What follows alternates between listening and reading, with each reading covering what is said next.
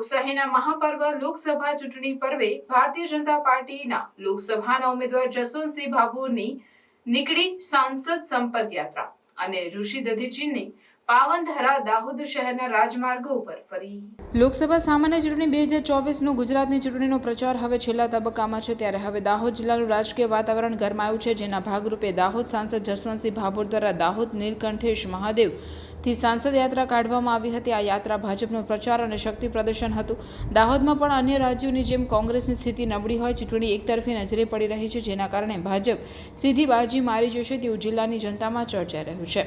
એટલે જ પ્રચારમાં પણ કોંગ્રેસની નીરસતા જોવા મળી રહી છે અને તેમાં મોટી સંખ્યામાં કાર્યકર્તાઓ જોડાયા હતા। આ યાત્રા દાહોદ ગોધરા રોડથી તળાવથી MG રોડ, દોલતગંજ બજાર, ગૌશાળા રોડ, હનુમાન બજાર થઈ પડાવમાં રામ રોટી દરબારમાં દર્શન કર્યા, જ્યાં યાત્રા પૂર્ણ થઈ હતી। આ યાત્રામાં દાહોદના ભાજપ સંસદના ઉમેદવાર જસવંતસિંહ ભાભોર, ધારાસભ્ય કનૈયાલાલ કિશોરી, દાહોદ નગર સેવા સદન પ્રમુખ નીરજ દેસાઈ તથા નગરમાં રહેતા ભારતીય જનતા પાર્ટીના રાષ્ટ્રીય પ્રદેશ, જિલ્લા તથા નગરના તમામ કાર્યકર્તાઓ, નગરસેવકો મોટી સંખ્યામાં ઉપસ્થિત રહ્યા હતા।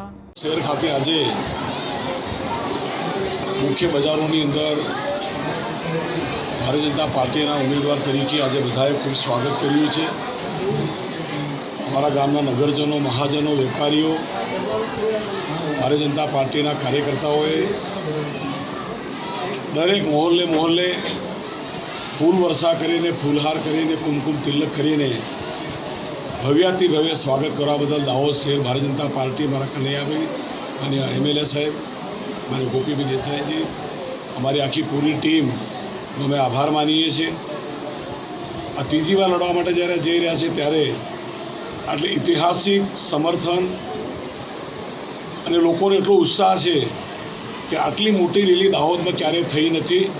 એટલે ભવ્યાતિ ભવ્ય રેલી, કાર્યકર્તાઓનો ઉત્સાહ, ઉમંગ, ઠેર ઠેર સન્માન, સ્વાગત કરવા બદલ દાહોદ શહેર ભારતીય જનતા પાર્ટીના કાર્યકર્તાઓનો આભાર માનું છું। થેન્ક યુ, ધન્યવાદ।